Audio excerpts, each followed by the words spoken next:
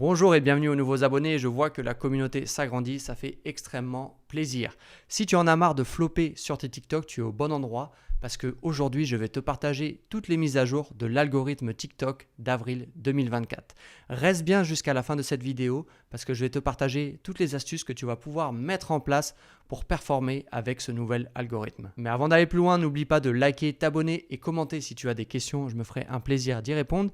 Et tu peux aussi rejoindre mon canal Telegram pour atteindre les 10 000 abonnés en moins de 30 jours en description. La première astuce à mettre en place, c'est de poster des photos. Effectivement, TikTok veut diversifier son contenu et s'adapte aux nouveaux utilisateurs.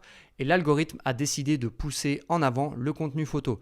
Donc il est essentiel que tes photos suscitent de l'émotion. Ça peut être des photos qui racontent une histoire, ça peut être des séries, ça peut être des photos avant-après. Peu importe, mais garde en tête que tes photos doivent absolument être de bonne qualité. Chaque photo doit raconter une histoire, donc il est essentiel que tu aies une description d'au moins 200 caractères, que ce soit bien rédigé, bien espacé et très compréhensible. Et actuellement, le format le plus simple pour atteindre les 10 000 abonnés, c'est le format Carousel TikTok. Donc c'est une série de plusieurs photos. En plus de la description, il y aura les hashtags, mais j'y viendrai plus tard dans la vidéo. Et très important, c'est le choix de ta musique. Il faut que ce soit une musique trend, une musique virale. La deuxième astuce concerne l'heure à laquelle tu dois poster tes TikTok. Alors je sais qu'il y a deux écoles. Certains vont dire que peu importe l'heure à laquelle tu postes, ça n'a pas d'importance parce que tes TikTok vont monter en puissance dans la durée. Malgré tout, il me semble avoir eu plus de résultats en sélectionnant ces trois horaires, donc matin, midi, soir, matin 9h-11h, midi généralement entre 13h et 15h et le soir entre 19h et 21h. Donc ne poste pas plus de 3 TikTok par jour. Même je trouve que des fois 1 ou 2 posts c'est suffisant. Après, si tu as un concept qui fonctionne énormément et qui est viral, et bien dans ce cas-là, tu peux faire 3 posts par jour en suivant ces horaires. La troisième astuce à mettre en place, c'est l'utilisation de fond vert. Donc si tu ne sais pas ce qu'est un fond vert, ça te permet par exemple de me filmer comme tu me vois actuellement, mais d'afficher quelque chose d'autre en background, en arrière-plan. D'accord ? Pourquoi utiliser le fond vert ? Tout simplement parce que les gens s'en fichent de ce que tu racontes. Et même si tu es connu, les gens, la plupart du temps, s'en fichent de ce que tu racontes. Donc ce que tu vas faire, c'est que surtout si tu démarres un compte et que donc tu es un nobody, tu vas utiliser un fond vert pour prendre l'autorité d'un sujet.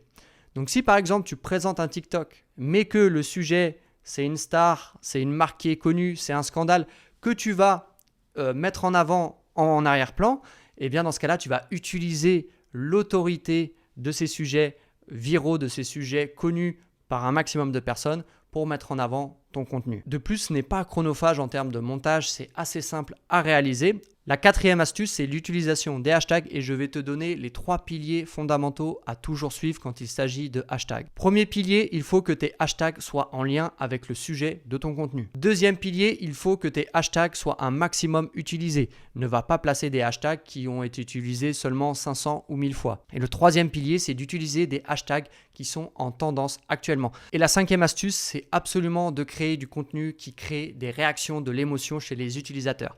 Garde une chose en tête, c'est que la plupart des commentaires souvent sont des insultes ou des commentaires négatifs sur les réseaux sociaux. C'est comme cela.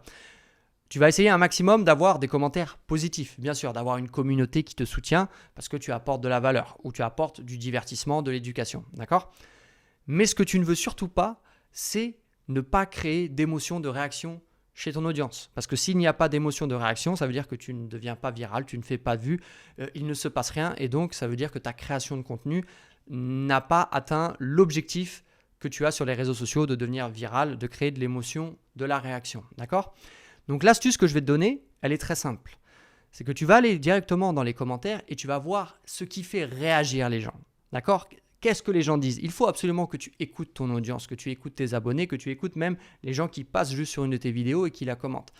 Lis bien ce qu'ils te disent, analyse les informations qu'ils te donnent et crée du contenu en fonction de ce qu'ils te disent.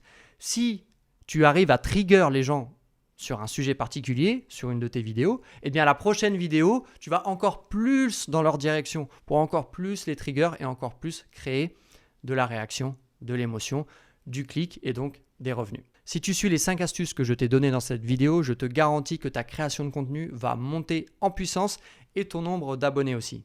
Si tu ne me connais pas, moi c'est Ulysse. Sur cette chaîne, on parle TikTok monnaie. N'hésite pas à liker, t'abonner et commenter si tu as des questions. Je me ferai un plaisir de te répondre. Je te dis à très bientôt pour la prochaine vidéo. Et n'oublie pas de rejoindre mon canal en description si tu veux apprendre à monétiser ton contenu sur TikTok. Ciao!